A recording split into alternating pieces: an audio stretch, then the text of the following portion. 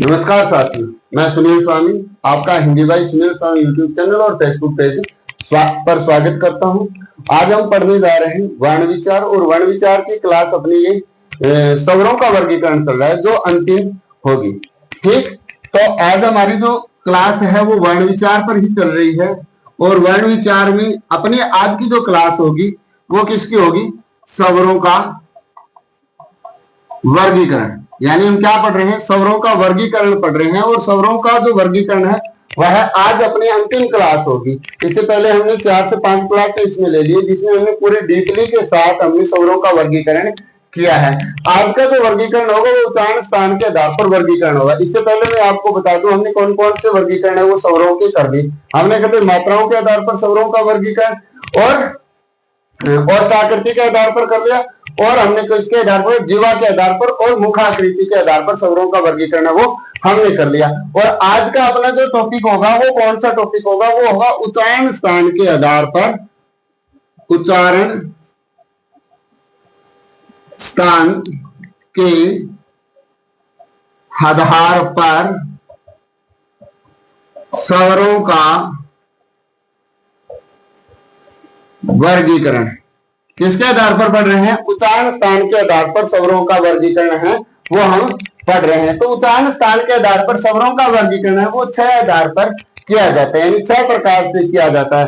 अगर हम बात करें तो उच्चारण स्थान के आधार पर, उच्चारण स्थान के आधार पर स्वरों को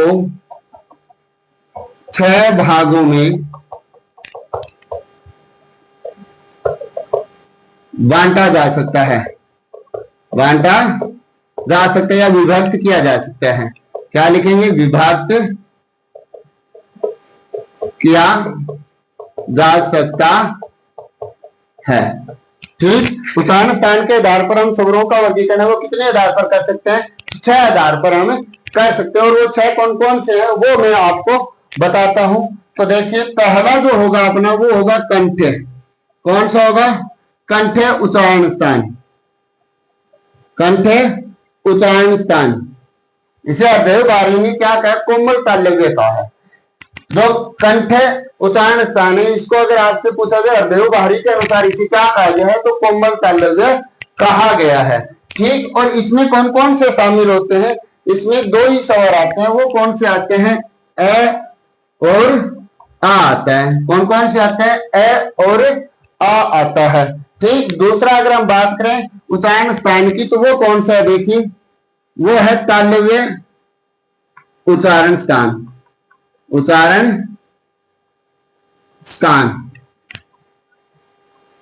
तो उच्चारण स्थान है वो देखिए तालव्य, और इसको अगर हरदेव भारी के हिसाब से देखें तो तालव्य उच्चारण स्थान को हरदेव भारी ने कठोर तालव्य उच्चारण स्थान कहा है। और इसमें कौन कौन से शामिल होते हैं? तो इसमें होता है ई, कौन से होते हैं? ई। अब आता है अगला, वो होता है तीसरा। जो तीसरा है वो कौन सा है? वो है मूर्धन्य उच्चारण स्थान, मूर्धन्य उच्चारण स्थान। और मूर्धन्य उच्चारण स्थान है वो इसमें कौन से शामिल होते हैं? इसमें री शामिल होता है। कौन सा होता है? री शामिल होता है। री भी होता है और इसके साथ ली भी होता है। ठीक, ये संस्कृत का है।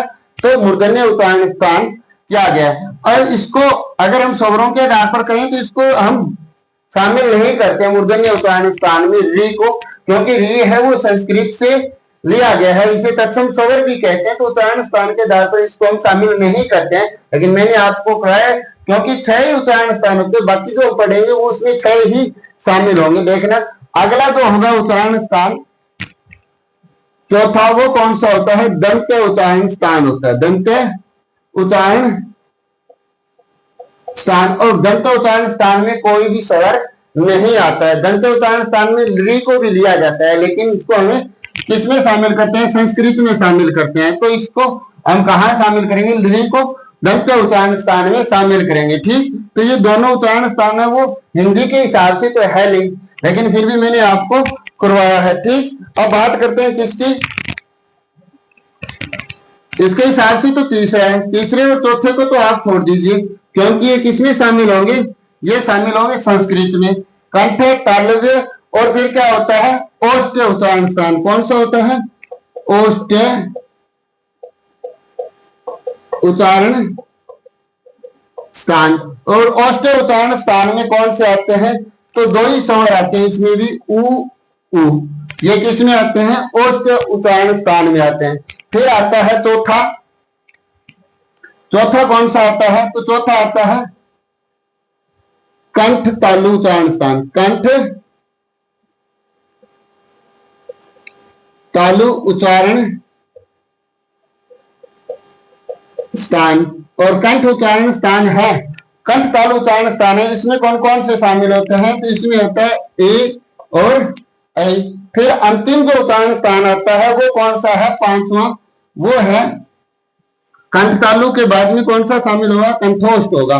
कौन सा होगा, कंठोष्ठ उच्चारण स्थान। उच्चारण स्थान, तो कंठ उच्चारण स्थान में कौन से शामिल होंगे, इसमें होंगे ओ और औ। कौन से होंगे, ओ और औ। ये क्या हो गए, उच्चारण स्थान के आधार पर स्वरों का जो वर्गीकरण है वो हो गया। तो इसमें हम शामिल किस किस को करते हैं, देखिए हमने कितने पढ़े हैं, 6 प्रकार पढ़े। तो कौन कौन से शामिल होंगे, इसमें एक तो होगा कंठ उच्चारण स्थान, जिसमें अ होता है। दूसरा होता है तालव्य उच्चारण स्थान। और तीसरा जो होता है वो होता है मूर्धन्य उच्चारण स्थान, जिसमें री लिया जाता है। दंत उच्चारण स्थान है वो अपने हिंदी में शामिल नहीं करते क्योंकि संस्कृत का है। और चौथा है वो कौन सा होगा फिर, ओष्ठ उच्चारण स्थान। पांचवा है वो कंठ तालु और छठा है वो कंठोष्ठ होगा। तो कंठ उच्चारण स्थान कौन से होते हैं, अ होते हैं। तालव्य उच्चारण स्थान कौन से होते हैं, ई होते हैं। मूर्धन्य उच्चारण स्थान री होता है। ओष्ठ उच्चारण स्थान उ होता है। कंठ तालु उच्चारण स्थान ए ऐ होता है। और कंठोष्ठ उच्चारण स्थान ओ औ होता है। आज की अपनी जो वीडियो है उसमें हमने क्या पढ़ा है, उच्चारण स्थान के आधार पर स्वरों का वर्गीकरण पढ़ा है। और आज अपना ये अंतिम क्लास होगी किसकी, स्वरों के वर्गीकरण पर। स्वरों के वर्गीकरण को हमने बड़े ही डीपली तरीके से हमने पढ़ा है और उम्मीद करता हूँ सबको समझ में भी आया होगा और अच्छा भी लगा होगा। तो वीडियो को लाइक, शेयर, कमेंट और ज्यादा से ज्यादा चैनल को सब्सक्राइब करें और ज्यादा से ज्यादा कमेंट क्या करें कि इसमें क्या सुधार करना है क्या नहीं करना है, इसके बारे में भी बताएं। धन्यवाद।